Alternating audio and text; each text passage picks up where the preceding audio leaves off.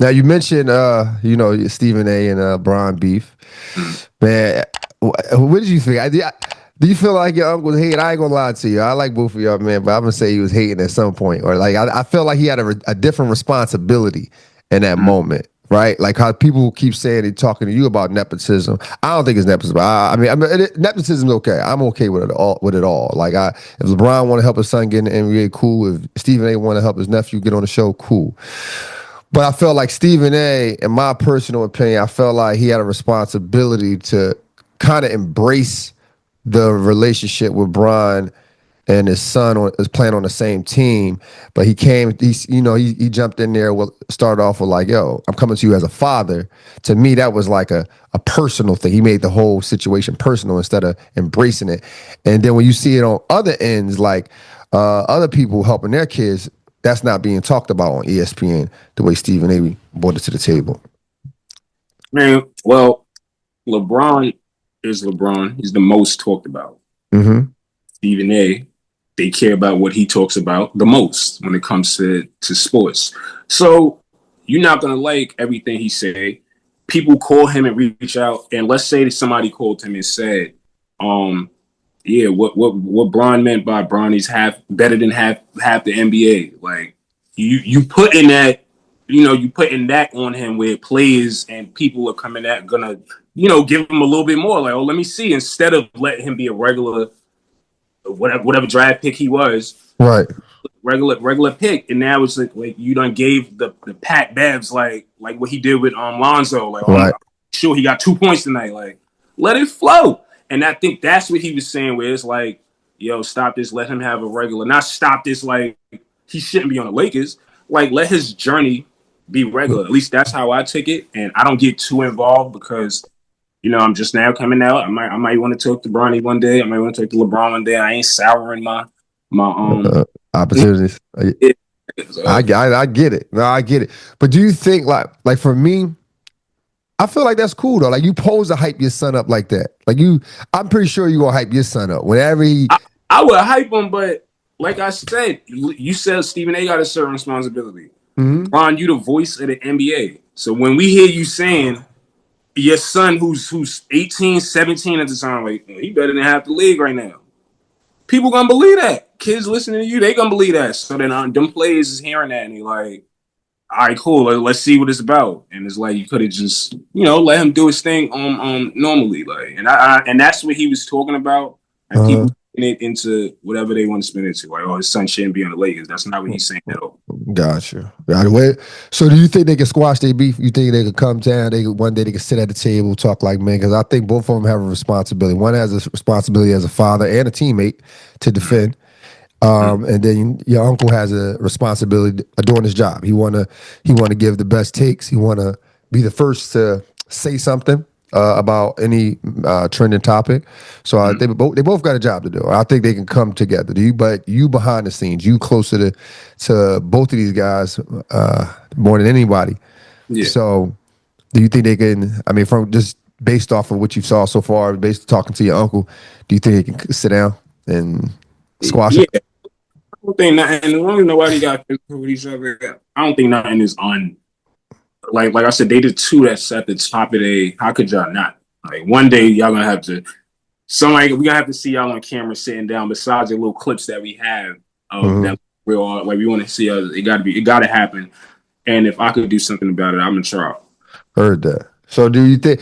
Last question on this: Do now Stephen A. is on record saying that LeBron set the camera, like he set it up, like where it's only like one angle where's one angle where LeBron is talking to Stephen A. Do you know what I'm talking about? That at the game. No, not too much. Now he was at the game when LeBron approached him, and they had their conversation or whatever. And Stephen A. was saying like, "Yo, man, I think he set that up. Like he a attention guy." Yeah, I don't even want to like give more of that incident any energy. I don't even want no clicks or nothing like that behind it because, like I said, if we gonna you can't ask me about them eventually talking and then it's like, oh, you think he set it up? That's in this that be the problem, and we Uh huh. start to like turn it to like the media and we don't even realize it. Like, and that's what I'm gonna make sure I don't do. Like, Fair enough. I'm gonna be who I am all the way through this shit. Fair enough. Fair enough, man. I like it. Yeah. So, you on a show with Stephen A. You giving him dating advice. With is he taking any advice, bro? I mean, the reason I give him dating advice is because like he one of the people like don't go on these shows talking about me. I'm just saying that between me and you, I could give you dating advice. I feel like minus the money. Uh huh. If we seeing Sarah over there and you want her and I want her, it's safe to say I'll probably be the one that leaves with her. So it's like if somebody's giving advice, we're gonna give it to the person that's able to, you know, date more than the other person. Like I date a lot. Nah, you get some good advice. I mean, especially I saw the clip where he talked about the music you play when a Yeah. girl in the car, the one night only joint. Mm-hmm. As you already know, the NBA players they doing wild stuff, bro. You got some guys out here. Dejounte Murray. He been on the shade room with his girl. Anthony Edwards been in the shade room. What kind of advice? Zion been in the shade room. What kind of advice you got for these guys, man? Like you think they jumping out there too early? You know what it is? I want them to think about them nights that they didn't get to have. Because like I said, I chose the other route. So I'm the example. I was partying, I was having a good time. Mm-hmm. I had enough time for all the girls. Not that they wanted me more than I play ball, but I play ball is focusing playing ball. So Right. you did all that. You ain't have no fun like that to get to the point of where you're financially comfortable and you're gonna just hand that over to somebody that wasn't there. Mm. And you know that that's their intentions. Like if I'm gonna get money, I'm gonna go back and get 10, 20 of the joints that I would have. You feel me? Like Facts. I'm not my taste isn't gonna change because I got more money. Like now I'm just gonna get more girls. Right. If that Right. No, yeah, I agree with you. And I was telling my editor over here, he young, he about 24.